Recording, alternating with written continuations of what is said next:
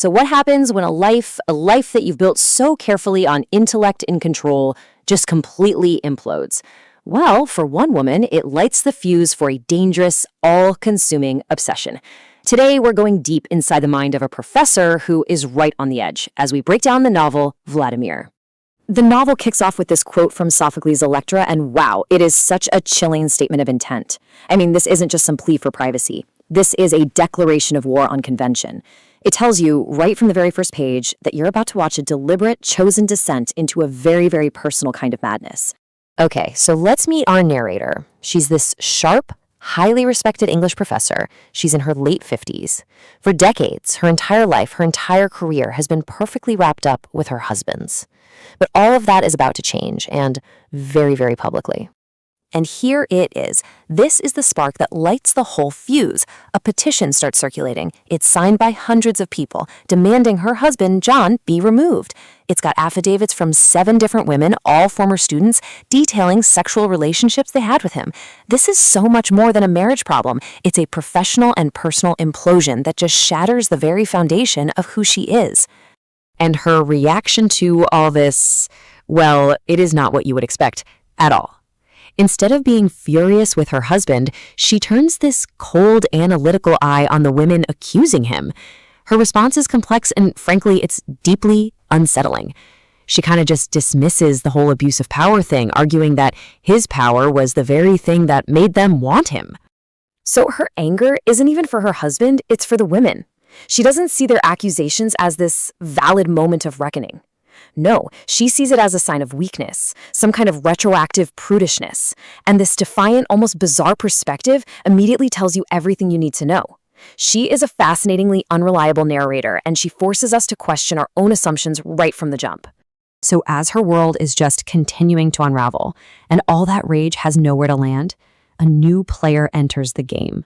A charismatic, acclaimed, and much younger novelist joins the faculty, and he becomes the perfect, completely unwitting target for all of her displaced fury and simmering desire. Meet Vladimir Vladinsky. He's 40, he's handsome, and he's a celebrated novelist. In her crumbling world, he represents everything that she's lost: newness, excitement, potential.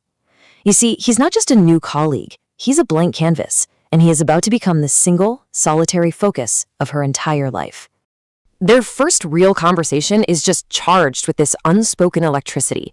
On the surface, it's just a casual evening, drinks, intellectual back and forth, but it all leads to this one fateful moment, a shared, shy glance caught in the reflection of a dark window. It's so subtle, but it's everything. And this is it. This is how the obsession begins.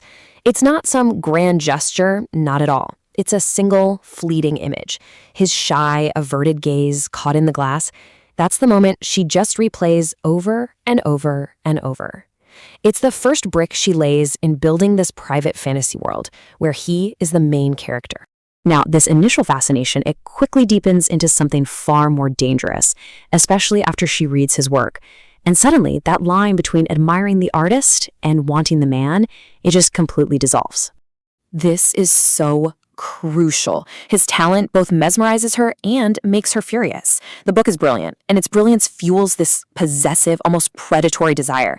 See, she doesn't just want to admire his art. She wants to consume the artist, to own the very source of that brilliance for herself. This slide just perfectly captures the growing canyon between reality and her obsession. To everyone else, Vladimir is a person, right? A talented new colleague. But in her mind, he's totally transformed into an abstract concept, a bottomless pit to fall into, an escape from her life, and ultimately a prize to be won. And this is where it all goes off the rails. This is where the intellectual obsession crashes over the line into the physical world. It's the culmination of all that simmering desire, where this dark fantasy bleeds into a shocking and completely irreversible course of action. I mean, her internal monologue here is absolutely chilling. This is nothing to do with love or even seduction. This is a calculated, cold desire for absolute control. She wants to break him, to make him compromised and guilty and dependent on her, to create a situation where he has no choice but to belong to her. The plan itself is almost deceptively simple. During a date, she makes sure he's drinking far, far more than she is. And then, later, back at her isolated cabin, she drugs him. That head rush he feels, that's the first sign that her dark plan is working. And the tension just becomes almost unbearable. His reaction isn't some quiet drift into sleep. No, it's violent, and it is terrifying. The writing is so visceral. His body convulses, he loses all control, he's clinging to her for support like a little kid, just completely helpless, before he finally collapses on the floor, unconscious. And this is the final, shocking act. Her obsession becomes terrifyingly real. She physically overpowers his unconscious body, wrestling him into this huge medieval-style chair, and then she chained him to it. The fantasy of possession becomes the physical reality of capture.